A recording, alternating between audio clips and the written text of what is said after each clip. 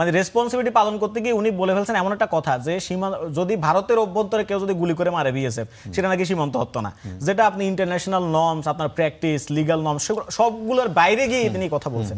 আমি বলতে চাচ্ছি উনি এই কথা বললেন কেন বা ভুল করলেন কেন? তার কারণ হচ্ছে উনাকে আপনি দায়িত্ব দিয়ে রাখছেন দুনিয়ার সব বিষয়ে, এবং উনি আপনার একটা আইনমন্ত্রী আছে, সেই আইনমন্ত্রী সংবিধান বিষয়ে কম জানে, সংবিধান বিষয়ে ব্যাখ্যা দেওয়া হচ্ছে আপনার স্বরাষ্ট্রমন্ত্রী। আপনার ধরেন আপনার এই যে অন্য সকল ইস্যুতে মানে অর্থমন্ত্রী আপনার ব্যাংক নিয়ে বলবে, সেখানেও আপনার ব্যাখ্যা দেওয়া লাগে আপনার স্বরাষ্ট্রমন্ত্রীকে।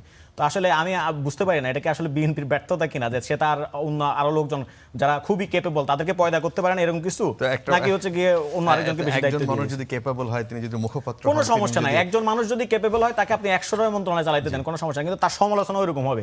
তখন আপনি আবার কান্দাকাটি করতে পারবেন না, হ্যাঁ খালি আমার সমালোচনা করেন, এই কান্দাকাটি আপনি করতে পারবেন না। আপনি যদি বলেন যে আপনি 100 মন্ত্রণালয় চালাবেন, তাহলে 100 মন্ত্রণালয় যেখানে যেখানে ফেলিওর হবে সেখানে সেখানে আপনাকে ধরা হবে, এটাই খুব স্বাভাবিক না। কিন্তু কে কান্নাকাটি করেছে কোথায়? মানে কান্নাকাটি আপনার এই যে বিএনপির অ্যাক্টিভিস্টই তো বলে, মানে বিএনপির অ্যাক্টিভিস্টরা বলে যে হ্যাঁ আপনারা কথায় কথায় সালাউদ্দিন সাহেবকে গালি দেন, সালাউদ্দিন সাহেবকে কটাক্ষ করেন, সমালোচনা করেন।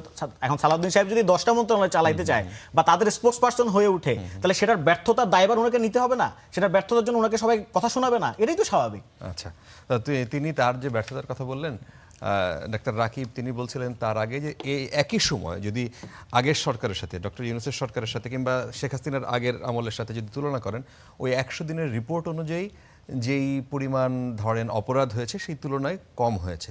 প্রত্যাশা বেশি ছিল, কিন্তু একেবারে উনি পূরণ করতে পারেন নাই, হয়তো ভবিষ্যতে সেটা করবেন, কিন্তু কম যে হয়েছে সেটা তো আপনারা স্বীকার করতে চান না। না, আমি এখানে স্বীকার অস্বীকারের কিছু না। আপনার ধরেন আমরা তো, আমি নিজে বরং আরও এটা লিখেছি যে মানে যারা এটাকে খুব মানে হাইপ দিতে চায় আর কি, যে মানে আপনি যদি আওয়ামী লীগের আমলের এইগুলো যদি আপনি আলোচনায় না নিয়ে আসেন, তাহলে তো আপনি বিএনপি সরকারকে বুঝতে পারবেন না। আমি তো বিএনপি সরকারকে একদম আইসোলেটেডলি দেখি না যে এটা আপনি আওয়ামী লীগের মতো আমরা ক্রিটিক করতে হবে, এই জায়গা থেকে তো আমি দেখতে চাচ্ছি না, আমি এখনো দেখিও না। তো সেই ক্রিটিকটা মানে সেই জায়গাটা আছে, সমর্থনে সেই জায়গাটা আছে।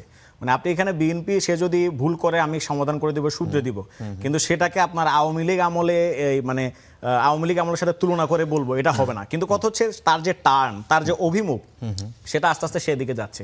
স্বরাষ্ট্রমন্ত্রী ওই দিন বোধহয় দাঁড়ায় কোথায় বলছেন যে হার্মফুল কন্টেন্ট বোধহয় রুখার জন্য তারা ফেসবুককে বলবেন বা অমুককে বলবেন। হ্যাঁ, তো এগুলা কিন্তু ওই দিকে টার্ন নেয় আস্তে আস্তে, আপনি ওই টেন্ডেন্সি কিন্তু আস্তে আস্তে আপনি লালন করছেন।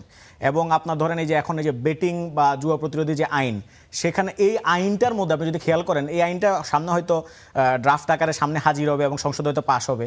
এটার মধ্যে আপনি দেখবেন যে আপনার আমাদের যে আইসিটির অধিকার যে হরণ, মানে আমাদের যে ইন্টারনেটের অধিকার হরণ, ডিজিটাল সিকিউরিটি যে আমাদের হরণ, এবং সেটাকে যেটা সিকিউরিটাইজ অবস্থায় নিয়ে যাওয়া, এখানে কিন্তু অ্যান্টি বেটিং ল যেটা করা হচ্ছে, যদিও নাম দেওয়া হচ্ছে এটা অ্যান্টি বেটিং ল, কিন্তু সেটার মাঝে যথেষ্ট পরিমাণ এই এলিমেন্টসগুলো আছে। তো সেই জায়গাগুলো অবশ্যই আলোচনার দাবি রাখে।